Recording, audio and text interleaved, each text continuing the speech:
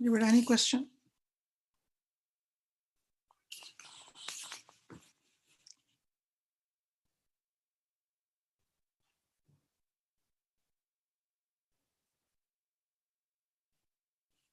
ये बेटा क्लियर है यहाँ तक?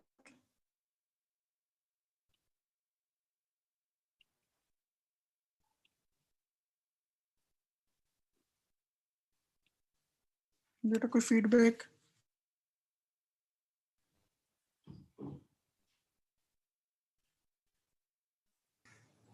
Yes sir, clear. ठीक है, चले।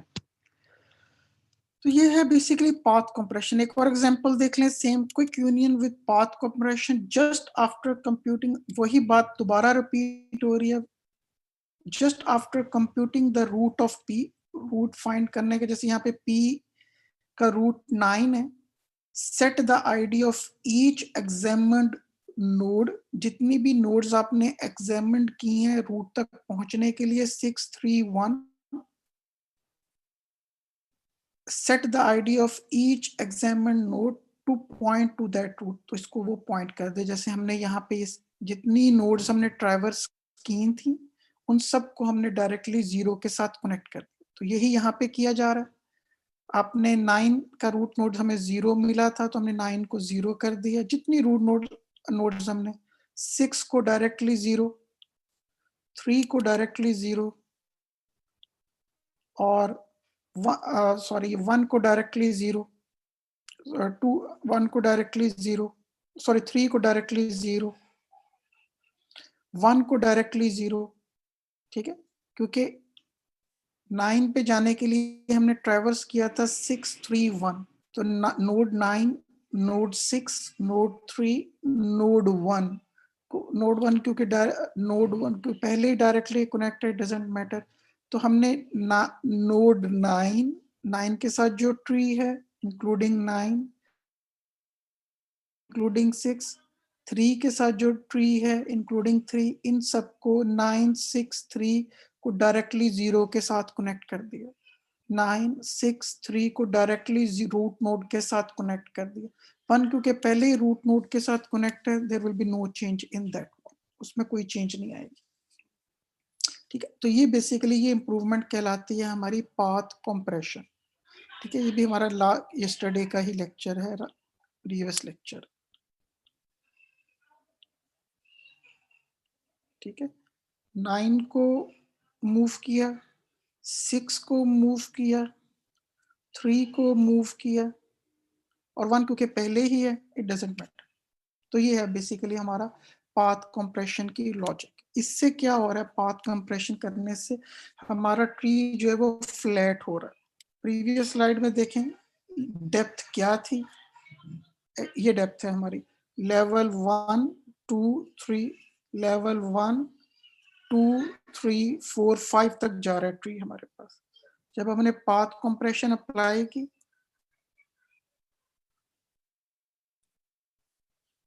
जी, पाथ कंप्रेशन अप्लाई की तो 1, 2, 3 रूट जो है हमारा वो 3 लेवल तक जस्ट रिड्यूस हो गया।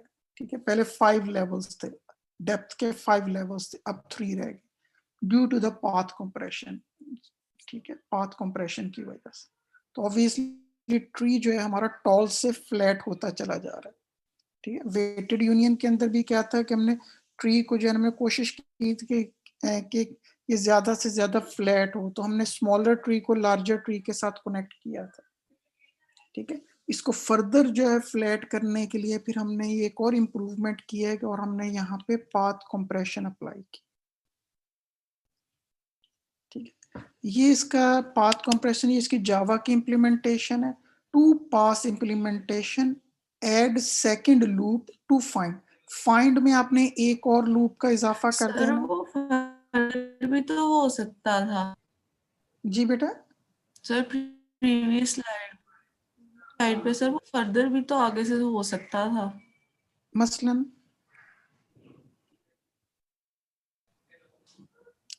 एग्जांपल देना। जैसे आपने पीछे करवाया था कि जैसे ये नोड है 10, 8, 6 की, इनका भी तो रूट, मतलब ये देखिए 10, 8, 6 इनका रूट नोड लेकिन वो वो तो 0 है ना, जिस तरह पहले किया हम 8 को 0 से कर दें और 10 को 0 से कर दें। हाँ, हो सकता है, लेकिन पहले वो यूनियन ऑपरेशन तो परफॉर्म हो। यहाँ पे फॉर एग्जांपल हमने 9 का रूट फाइंड करना है।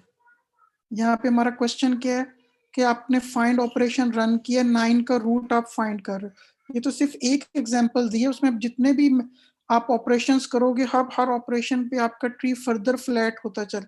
अगर आप 10 का रूट फाइंड करते हो तो आप 8 6 0 पे जाओगे, 8 और 6 पे जाओ, 10 8 6। तो 10 8 6 को आप डायरेक्टली 0 के साथ, यानी 8 को भी 0 के साथ, 10 को भी 0 के साथ कनेक्ट कर दो। लेकिन अभी हमने सिर्फ 9 का रूट फाइंड किया, यस ठीक सर। है। एक रूट फाइंड किया 9 का, तो ना एक रूट के फाइंड करने पे हमें तीन नोड से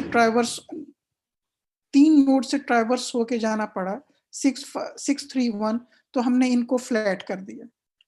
वो आगे अगर कोई ऑपरेशन आता है जिसमें आपको 10 का रूट फाइंड करना होता है या 5 का रूट फाइंड करना है, तो ऑब्वियसली वो पाथ फॉलो होगा, वो नोड्स फाइंड आउट होंगी कि 5 का पेरेंट कौन है, 1 का पेरेंट कौन है।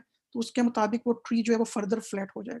यहाँ तो सिर्फ एक एल्गोरिथम को एक्सप्लेन करने के लिए सिर्फ एक एग्जांपल दी आपको कि एक्चुअली पाथ कंप्रेशन में होता क्या है, कि जिसकी भी हम रूट नोड फाइंड करते हैं, ठीक है, और जिस पाथ के थ्रू रूट नोड फाइंड होता है उसमें जितनी भी नोड्स आती हैं, उन नोड्स को पाथ कंप्रेशन का एल्गोरिथम क्या करता है, डायरेक्टली रूट नोड के साथ कनेक्ट कर देता है। यही जुमला लिखा हुआ है, just after computing the root of P.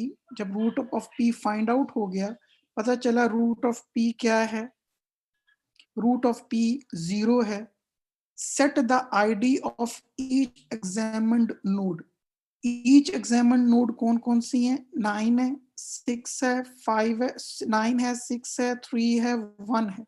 ये each examined node है, ठीक है। जब हमने रूट 9 का फाइंड किया था, तो set the id of each examined node to point to that root। तो ये हम 9 6 3 1 को डायरेक्टली रूट नोड के साथ कनेक्ट कर देंगे। तो इस पर्टिकुलर एग्जांपल में हमें 9 6 और 3 को करना है, 1 पहले ही डायरेक्टली रूट नोड के साथ कनेक्ट। ठीक है बेटा, क्लियर है?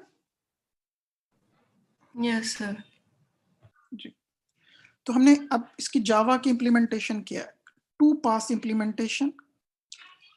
add second loop to find to set the id of each examined node to the root। एक आपने एक और while loop लगा देना है और उसमें आपने id की असाइनमेंट id को असाइन कर देना। फॉर एग्जांपल यहाँ पे हमारे पास ये वेटेड क्विक यूनियन है, यहाँ पे हमारे पास सिर्फ एक while loop लगा हुआ है कि हम नोड p का रूट नोड फाइंड कर रहे हैं इस while loop के अंदर। अब यहाँ एक और while loop ऐड कर देना है। तो वेटेड क्विक यूनियन विद ये पाथ कंप्रेशन ये ऊपर ओपन हुआ हुआ, पूरा एल्गोरिदम सेम है। जो हमने सिर्फ चेंज की है वो ये चेंज, ये देखें, ये वाइल लूप भी सेम है जो हमने पहले यूज किया, ठीक है, और रूट ही हम रिटर्न करवा रहे हैं, ठीक है। लेकिन हमने एक ये नया वाइल लूप ऐड कर दिया। ये वाइल लूप क्या करेगा, ये वाइल लूप जब रूट फाइंड हो जाएगा, फॉर एग्जांपल यहां से रूट फाइंड हो गया, ठीक है, जब रूट फाइंड हो गया, if root is not equal to P, यानी रूट सेम नहीं है तो पी नहीं है, तो आपने क्या करना है, पेरेंट पी को आपने एक डायरेक्टली उसको जो है वो रूट से असाइन करवा देना, यानी सबका रूट आपने चेंज कर देना है कि रूट आपने हर हर ऑब्जेक्ट जो उस पाथ पे आ रहा था उसका रूट नोड आपने क्या उसका रूट नोड आपने क्या सेट कर देना है, वो रूट के आईडी से सेट कर देना। सिर्फ ये चेंज आपने करनी, ये एक वाइल लूप है एंड नथिंग मोर, और कोई चेंज नहीं है इस पूरे प्रोग्राम के अंदर, ठीक है।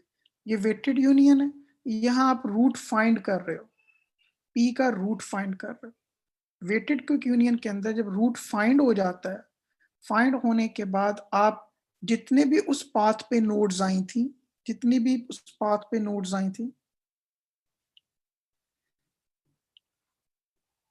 जी 6 3 1, इन सब का पेरेंट, या आप कह लो इन सब का जो पेरेंट है वो आप रूट नोड को असाइन कर देते हो। अब इनका ये देखिए यहाँ पे अब इनका पेरेंट 9 का पेरेंट 6 नहीं है, 6 का पेरेंट 3 नहीं है, जबकि हमारे पास स्टार्टिंग में क्या आता है, 9 का पेरेंट 6, 6 का पेरेंट 3, 3 का पेरेंट 1, 1 का पेरेंट 0। ये स्ट्रक्चर हमने चेंज कर दिया। ठीक है, हमने क्या किया है कि 9 का पेरेंट 0 बना दिया, 6 का पेरेंट 0 बना दिया, 3 का पेरेंट 0 बना, उससे कनेक्टिविटी, सेट की कनेक्टिविटी पे कोई फर्क नहीं आता। और ये करते कैसे हैं, हमने एक नया वाइल लूप यूज करके एक और वाइल लूप ऐड कर देते हैं, और उसमें एक ये असाइनमेंट स्टेटमेंट जो है ना वो हमने यूज की है। ठीक है, वो ये कोड है हमारा, जहाँ पे हम इसको इम्प्लीमेंट कर इस लॉजिक। तो हमारा ट्री जो है और ज्यादा फ्लैट हो जाता है। शुरू में तो ये एक्सपेंसिव होगा ये ऑपरेशन, क्योंकि ट्री जो है ना फॉर एग्जांपल बहुत ज्यादा डीप है, लेकिन जैसे जैसे ट्री फ्लैट होता चला जाएगा, इन ऑपरेशंस की कॉस्ट जो है ना वो कम से कम होती चली जाएगी। ठीक है, weighted quick union with path comparison, amortized analysis. ठीक है, ये बेसिकली एक पेपर है हॉपक्रॉफ्ट का। ऑब्वियसली ये आपके लेवल से यहाँ पर इस कोर्स में यानी आपके बीएस लेवल पे डिस्कस करने वाला नहीं है पेपर, लेकिन उन्होंने इसको ये प्रूफ किया है कि इसकी जो कॉस्ट होगी, फॉर एग्जांपल अगर हमारे पास n ऑब्जेक्ट्स हो, m हम उस पर ऑपरेशन परफॉर्म कर रहे हो, m ऑब्जेक्ट्स हो, सॉरी n ऑब्जेक्ट्स हो और m उसके ऊपर ऑपरेशन परफॉर्म किए जाएं, तो इसकी जो कॉस्ट आएगी, ठीक है, starting from an empty data structure, any sequence of m union find operations, अगर यूनियन फाइंड ऑपरेशंस m है ऑन n ऑब्जेक्ट्स, में भी हम ये कह सकते हैं कि ये 1 बिलियन हो 10⁹, ये भी 10⁹, objects makes less than equal to c, a constant, इतने एरे एक्सेस चाहिए होंगी हमें। ठीक है, n तो हमें पता है अपने इनिशियलाइज करना है n टाइम्स। ठीक है, हर एरे को उसके ऑब्जेक्ट के साथ जैसे हम पहले करते रहे तो वो n एज इट इज है, plus m log asterisk n। log asterisk जो है बेसिकली हमारे पास आइटरेटिव लॉग है, m हमारे पास नंबर ऑफ ऑपरेशंस है, m क्या है हमारे पास नंबर ऑफ ऑपरेशंस है। ठीक है, और हम इसका लॉग स्टेरिक n लेते हैं, ये इसकी एरे एक्सेसेस आएंगे, इतने नंबर ऑफ एरे एक्सेस आपको करने होंगे। ठीक है, और यहाँ पे ये जो इसकी कॉस्ट आएगी, ये लीनियर तो नहीं है but it's very close to linear, ये बहुत लीनियर के बहुत it's very close to linear. ठीक है, तो वो बेसिकली यहाँ पे ये प्रूफ दिया हुआ है, ये इनका एक पेपर है हॉपक्रॉफ्ट और तर्जन का, रॉबर्ट तर्जन है गालबन इनका नाम। तो 1975 का एक रिसर्च पेपर है जिन्होंने कहा है कि वर्स्ट केस सिनेरियो में भी मैक्सिमम जो है ये इसे फॉलो करेगा, इस इक्वेशन को फॉलो करेगा, ये इतने नंबर ऑफ एरे एक्सेसेस आएंगे, it's very close to linear, not linear but very close to linear. इसमें log asterisk and iterative log, ये कोई बताएगा कि क्या है? मैंने लास्ट कल के लेक्चर में भी डिस्कस किया था कि आपने थोड़ा सा पढ़ के आना है कि आइटरेटिव लॉग क्या होता है।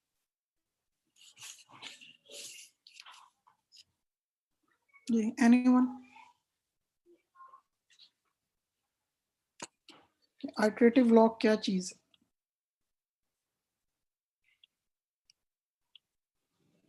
ये बेटा किसी ने पढ़ा हो आइटरेटिव लॉग के बारे में, ये क्या फंक्शन है, क्या मेथड है?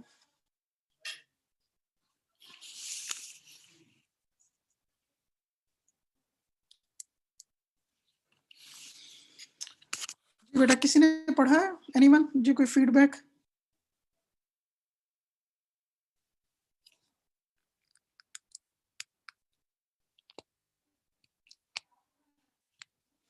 तो बेटा काइंडली फॉलो करें जो मैं आपको साथ साथ करवा रहा हूँ, अगर आप फॉलो अप नहीं करेंगे तो ये कोर्स आपको समझ नहीं आएगा बिल्कुल भी। जैसे मैंने कल आपको कहा था कि आप ये पढ़ के हैं लॉग, अगर आप अपने पढ़ा नहीं है तो आपको क्या समझ आएगी इस चीज की?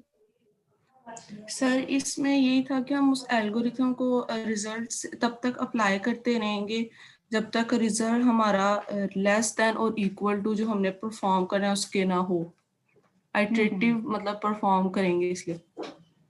आइटरेटिव फंक्शन है बेसिकली ये, स्टेरिक लॉग स्टेरिक इंडिकेट करता है ये Yes, क्या है, steric। आइटरेटिव फंक्शन है। फंक्शन हमारे पास क्या है, वो लॉग है, कोई भी फंक्शन हो सकता है, लेकिन यहाँ पे लॉग के ऊपर स्टेरिक हमने लगाया हुआ, ये पावर नहीं है, ठीक है। जैसे हम कहते हैं कोई पावर का फंक्शन डिफाइन कर देते हैं 2⁻³ या f फंक्शन है उसकी पावर, ये स्टेरिक जो है वो पावर नहीं है। यहाँ पे स्टेरिक इंडिकेट क्या कर रहा है कि बेटा आपका नाम क्या है? सर निम्रा। निम्रा, गुड बेटा जी। तो बेसिकली ये एक स्टेरिक आइट्रेशन को, आइट्रेटिव फंक्शन को सॉरी आइट्रेशन को ये इंडिकेट करता है, ये पावर नहीं है, नोटेशन सेम है, लेकिन कंफ्यूज नहीं होना कि ये पावर नहीं है, बल्कि ये क्या है कि आइट्रेटिव लॉग। कहने का मतलब ये है कि आपने उस वक्त तक लॉग लेते रहना है जब तक वैल्यू क्या 1 ना हो जाए, 1 या 0 ना हो जाए, ठीक है, 1 या 0 ना हो जाए। फॉर एग्जाम्पल अगर मैं इसको सॉल्व करूँ, मेरे पास यहाँ पे कोई ऐसी चीज जिससे मैं आपको सॉल्व करके दिखाऊं इसको।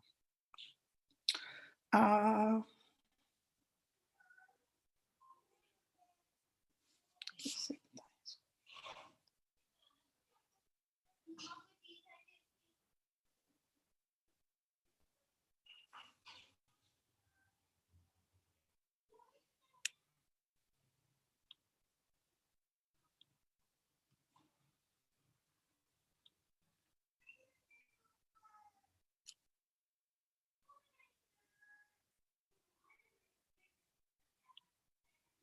बेटा मेरी स्क्रीन नजर आ रही है आपको, यानी ये व्हाइट बोर्ड नजर आ रहा है? Yes sir. आ रहा है, चलें। फॉर एग्जाम्पल मैं यहाँ पे एक फंक्शन लिखता हूँ, फंक्शन f ऑफ n, और फंक्शन है मेरे पास, कैसे लिखा जाए, फंक्शन है मेरे पास फॉर एग्जाम्पल कोई सिंपल सा n डिवाइडेड बाय 2, ठीक है। और ये मैं यहाँ पे स्टार डाल देता हूँ,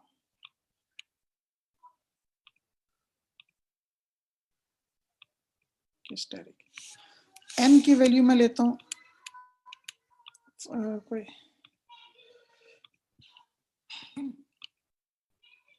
n की वैल्यू ले लेते हैं 16, for example 16n is equal to 16, ठीक है। तो n 16 है और डिवाइडेड बाय 2 हमारा फंक्शन है। तो जब हम फर्स्ट टाइम इस फंक्शन, अब ये स्टेरिक इंडिकेट कर रहे हैं ये फंक्शन क्या है कि आइट्रेटिव है, ठीक है। तो 16/2, 16 पहली आइट्रेशन हुई तो 16/2 क्या हो गया, क्या आंसर आएगा फर्स्ट आइट्रेशन में 8, ठीक है। आइट्रेशन कौन सी है 1, फिर नेक्स्ट में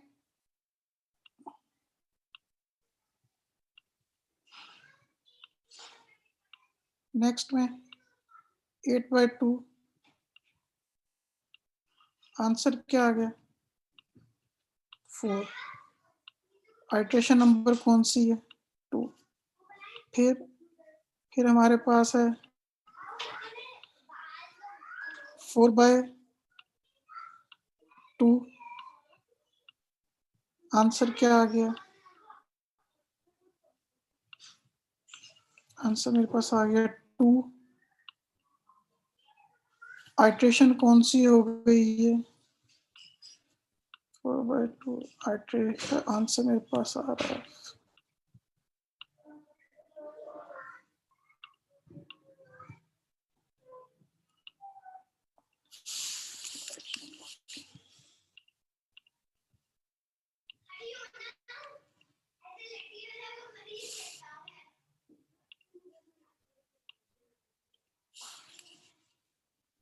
आंसर 2 आ गया, आइट्रेशन कौन सी होगी 3 होगी।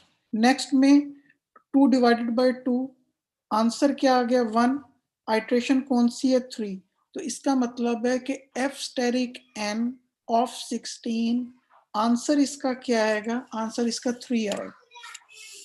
क्योंकि थर्ड आइट्रेशन के अंदर इस फंक्शन की बेस पर इस n की वैल्यू के लिए हमारे पास 1 अचीव हो गया। ठीक सर है बेटा, फोर्थ आइट्रेशन पे नहीं होगा, इधर तो 2 बेटा आया, नेक्स्ट पे 1 आएगा। देखिए यहाँ पे पहली आइट्रेशन पे 8 आ गया, सेकंड आइट्रेशन पे 4 आ गया, थर्ड आइट्रेशन पे 2 आ गया, और फोर्थ आइट्रेशन पे हमारे पास क्या आ गया, 1 1 आ आएगा। गया। तो 1 आ गया, तो फोर्थ आइट्रेशन पे हमारा आंसर 1 आ रहा है।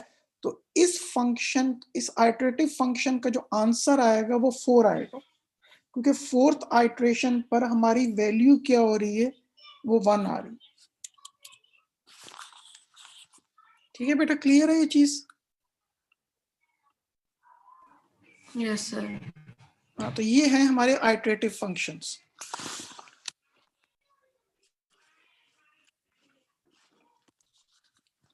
ठीक है, अब लॉग की बात करते हैं।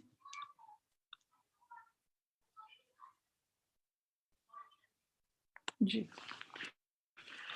लॉग की बात करते हैं। तो हमारे पास है log asterisk n, log asterisk n। ठीक है,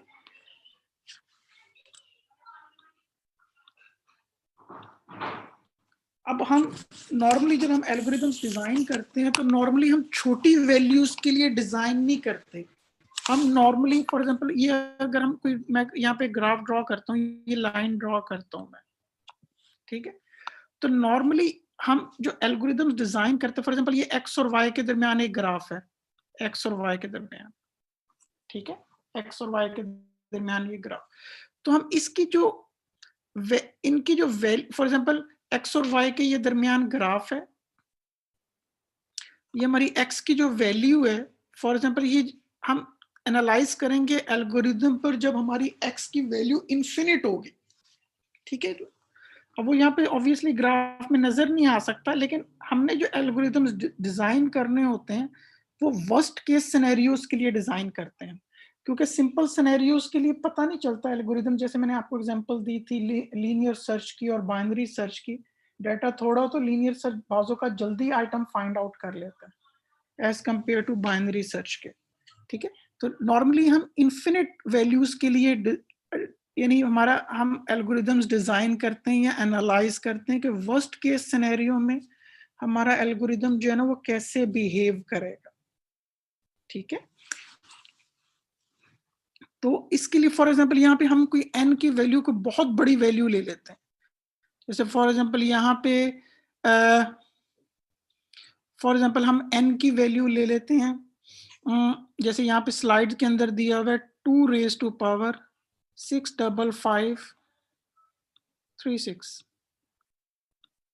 65536। अब ये एक नंबर जो है ना ये बहुत बड़ा नंबर है, यानी 2 raised to power 65536। ठीक है, यूं कह लें कि यूनिवर्स में यूं कह लें कि इससे ज्यादा ऑब्जेक्ट्स नहीं है। अगर आप किसी भी यानी कोई रियल लाइफ प्रॉब्लम्स को फॉर्मुलेट करना चाहें तो उस प्रॉब्लम के अंदर नंबर ऑफ ऑब्जेक्ट्स, कोई भी प्रॉब्लम हो सकता है, तो वो जो नंबर ऑफ ऑब्जेक्ट्स हैं कोई भी रियल लाइफ, वो इस नंबर से हमेशा छोटी, बहुत छोटी ही होगी। तो बहुत बड़ा नंबर है ये 2 raised to power 65536 जब हम इसको यानी इसकी वैल्यू कैलकुलेट करेंगे। ठीक है, ये बहुत बड़ा नंबर है। जी बेटा, यहाँ तक क्लियर है बात? Yes sir. ठीक है, अगर हम इस नंबर को करें तो ये बिलियंस में, ट्रिलियंस में आएगा ये नंबर। और यानी इतनी बड़ी कैलकुलेशंस नॉर्मली हमारी रियल लाइफ के अंदर जो प्रॉब्लम्स होती हैं, इवन फॉर एग्जांपल हम देखना चाहें, फॉर एग्जांपल सॉइल पार्टिकल्स कितने उसको अर्थ के ऊपर सॉइल पार्टिकल्स या सैंड पार्टिकल्स कितने हैं, तो it's much lesser than this number. ये यूनिवर्स में कितने स्टार्स हैं, तो much less than this number जो भी हम रियल लाइफ कंप्यूटेशंस करते हैं। तो ये बहुत बड़ा नंबर है, बहुत बड़ा नंबर है। तो फॉर एग्जांपल हम इसका आइटरेटिव लॉग लेते हैं, इस नंबर का, इसका आइटरेटिव लॉग लें तो 2 रेज टू पावर 65536, जब मैंने इसका लॉग लिया इस नंबर का, ठीक है, इसका आप लॉग लें, उस वक्त तक लेते रहें जब तक आपके पास 1 नहीं आ जाता, ठीक है, क्योंकि आइटरेटिव लॉग है। तो जी, तो अब यहाँ पे क्या, ये किसके बराबर आएगा अगर इसका हम एक लॉग लें? ये 2 की क्या पावर हो, जी 2 की क्या पावर हो कि हमारे पास ये आंसर आ जाए? तो ऑब्वियसली 2 की पावर होगी यहाँ पे जो आंसर आएगा, क्या आंसर आना चाहिए बेटा यहाँ पे? 5 जी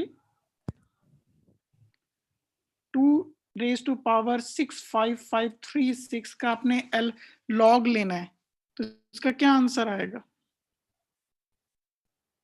बगैर कैलकुलेटर के? सिंपल जो बेटा, इसकी 6 पावर वही आएगा। वही आंसर आएगा 65536, ठीक है। फिर लॉग लें, अब लॉग लें 65536 का लॉग लें, तो इसका क्या आंसर आएगा? 2 की क्या पावर हो कि हमारे पास ये आ जाए 65536? 5 4.81 जी बेटा, आएगा। बेटा 2 की पावर बेस 2 का लॉग है ये। कंप्यूटर साइंस में बेस 2 चलता है, मैथ में बेस 10 चलता है, और ये फाइनेंशियल सिस्टम में बेस ई चलता है। 2 में तो, कंप्यूटर साइंस में तो 10 की बात ही कोई नहीं है, सारा का सारा कंप्यूटर साइंस 2 पे चल रहा होता है मोस्टली इन जनरल, कोई एक्सेप्शंस आ जाए और बात है। तो क्या आंसर इसकी आएगा वैल्यू इसका? 16 आएगी जो हमारी n की वैल्यू है। हाँ जी, इसका अगर हम लॉग लें टू द बेस 2, तो 2 की क्या पावर हो कि आंसर ये आए, तो वो क्या आंसर आएगा? 16, ठीक हो गया? हाँ जी, अब 16 का लॉग लें, 16 का लें जी, 16 की 2 की क्या पावर हो कि आंसर 16 आ जाए, क्या आंसर आएगा? 4 जितनी 4, इसकी ठीक हो गया। दोबारा लॉग लें, अब 4 का लॉग लें, 2 की क्या पावर हो कि आंसर 4 आ जाए? सर 2 होगा। 2 की पावर 2। जी, फिर 2 का लॉग लें, 2 का लॉग लें कि आंसर 2 आ जाए, क्या आएगा वैल्यू? और 2 की क्या पावर हो कि आंसर 2 आ जाए? 1 1 आ गया। तो इसका मतलब है कि 1 2 3 4 5, सिर्फ 5 आइट्रेशंस के अंदर आपके पास 1 आ जाता है। तो इससे आप अंदाजा लगा सकते हैं कि ये जो एल्गोरिदम है, ये जो हमारा पास पास्ट कंप्रेशन एल्गोरिदम है, ये किस कदर फास्ट एल्गोरिदम है कि आप जस्ट 5 टर्न्स के अंदर ही, यानी सिर्फ मैक्सिमम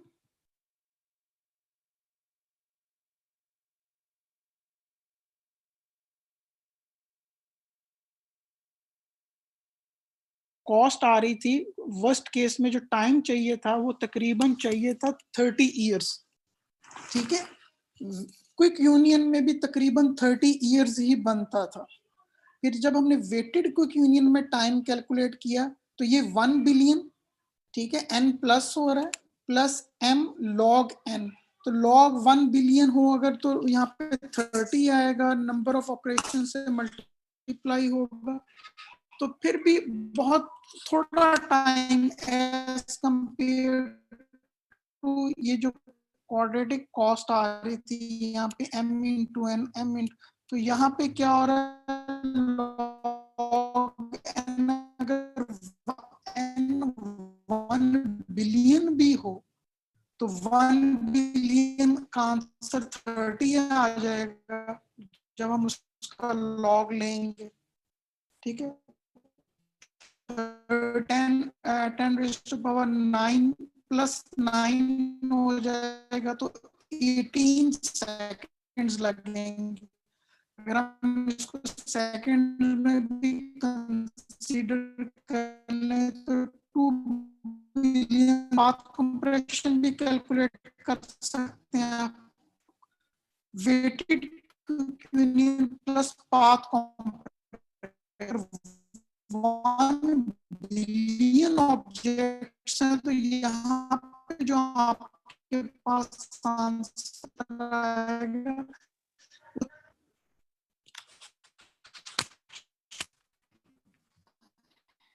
जी। अब आ रही है आवाज आप?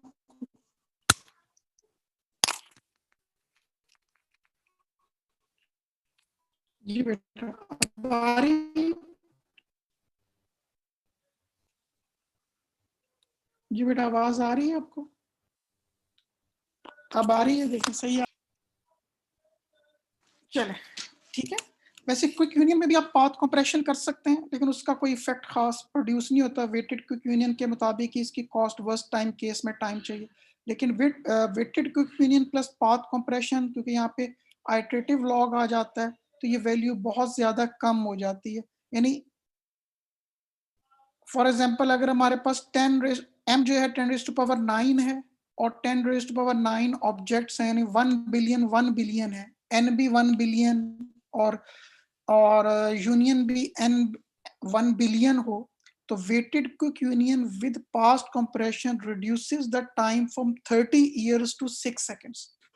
यहाँ पे जो टाइम रिड्यूस होके कहाँ पे आ जाएगा? 6 सेकंड पे आ जाएगा। ठीक है, तो इससे आप अंदाजा लगा सकते हैं super computers would not help much, good algorithm unable solution। तो ये जो सोल्यूशन है इन इस किस्म की प्रॉब्लम्स का, ये जरूरी नहीं है कि आपके पास सुपर कंप्यूटर हो तभी आप इनको सॉल्व कर सकेंगे, लेकिन अगर आपने एक अच्छा एल्गोरिदम डिजाइन किया हुआ है तो you can solve that problem on your normal PCs और द कंप्यूटर्स, उनके ऊपर भी आप उनको सॉल्व कर सकते हैं।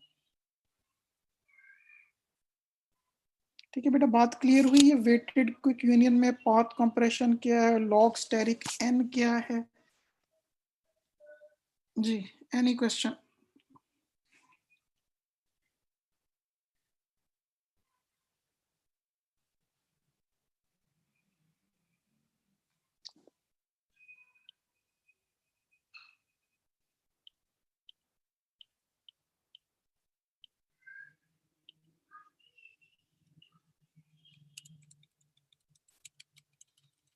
इसकी कुछ एप्लीकेशन और यूटिलाइजेशन में नेक्स्ट लेक्चर के अंदर बताऊंगा। जी बेटा, any question about this slide?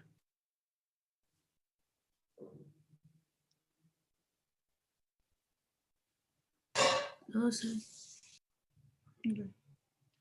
Clear है कि वर्स्ट केस में कितना टाइम रिक्वायर है इन प्रॉब्लम्स को क्विक फाइंड में? Near about 30 years। Weighted quick union plus path compression में टाइम जब वो रिड्यूस होकर सिर्फ 6 सेकंड पे आ जाता है। सेम प्रॉब्लम है, 10⁻⁹ ऑब्जेक्ट्स हैं, यानी 1 बिलियन ऑब्जेक्ट्स हैं, उनके ऊपर आप 1 बिलियन यूनियन ऑपरेशंस परफॉर्म कर रहे हो, टाइम चाहिए नहीं करने के।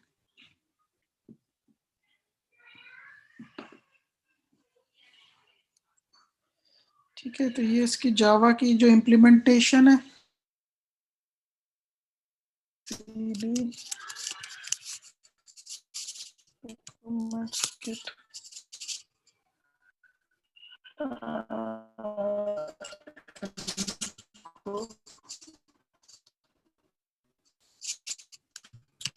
कोड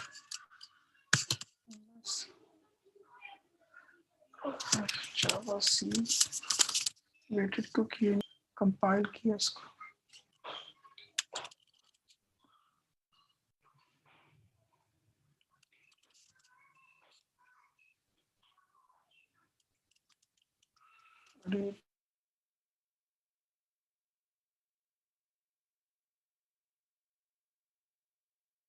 पहले हमने यूनिक ऑपरेशन परफॉर्म की, तो बट टाइम रिक्वायर लार्ज के लिए करें।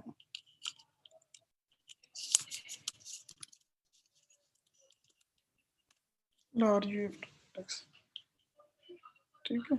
तो इसमें 73,3659 components, more than 1 million components इसमें बना दी। जी बेटा, ठीक है, क्लियर है ये लेक्चर आज का? Any question?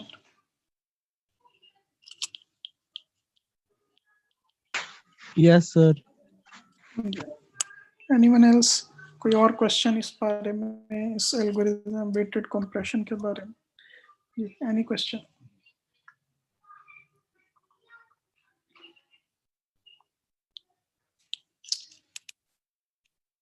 ओके बेटा, अल्लाह हाफिज। जो भी असाइनमेंट मैं दूंगा वो आप इसका ज़रा उसको आप अपलोड कर दीजिए। पहले भी असाइनमेंट्स बहुत सारे लोगों की मिस हैं।